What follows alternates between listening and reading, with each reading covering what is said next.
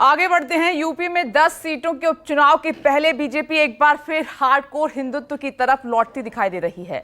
सबूत यह है कि जिन्ना का जिन्न फिर बोतल से बाहर आ गया है। यूपी के मुख्यमंत्री योगी आदित्यनाथ ने कोलकाता की घटना को लेकर विपक्षी दलों को निशाना बनाया तो लगे हाथ यह भी कह दिया कि कांग्रेस और समाजवादी पार्टी में जिन्ना की आत्मा घुस गई है।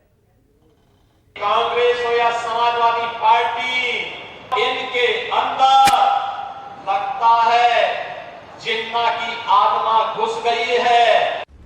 जिन्ना का जिन्न फिर बोतल से बाहर आ गया।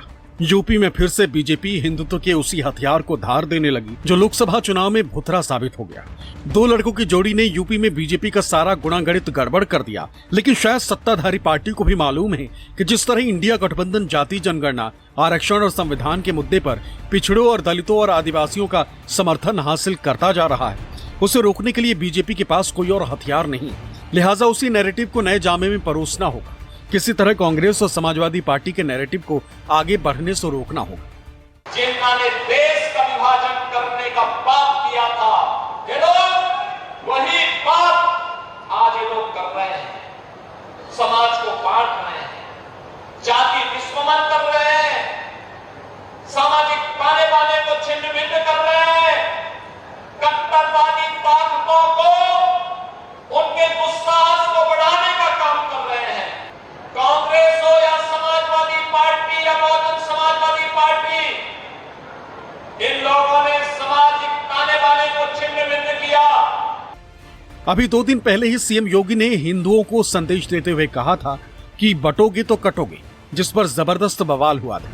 विपक्ष ने इल्जाम लगाया था कि जिन पर जनता को बचाने की जिम्मेदारी है, वही लोग जनता में डर फैला रहे हैं।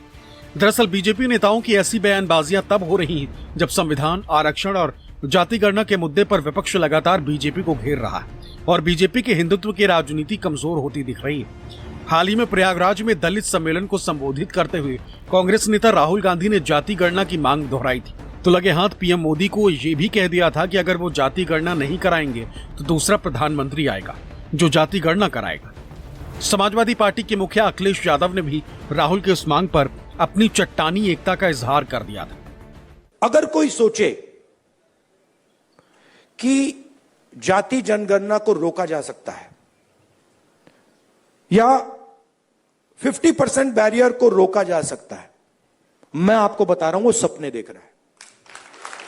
ये होगा ही होगा, इसको रोका नहीं जा सकता है। ना जाति जनगणना रोकेगा, ना सोशो इकोनॉमिक सर्वे रोकेगा, ना इंस्टीट्यूशनल सर्वे रोकेगा, ना 50% का बैरियर रहेगा। ये 3 सारे के सारे उड़ेंगे। राजनीति का चक्र वहां पहुंच गया है कि हर दल आज जाति जनगणना की बात कर रहा है। मुझे याद है लोकसभा में दक्षिण भारत के समाजवादी पार्टी, भारतीय जनता पार्टी भी उसी रास्ते पे चलेगी। ये बात मैं पहली बार नहीं कह रहा हूं।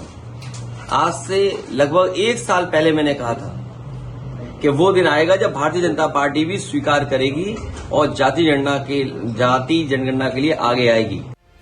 अखिलेश यादव ने दावा किया कि वो दिन दूर नहीं जब जाति गणना की मांग खारिज करने वालों को जनता सियासत और सत्ता से खारिज कर देगी। जिन्हें राजनीति में बने रहना है, उन्हें जाति गणना करानी होगी।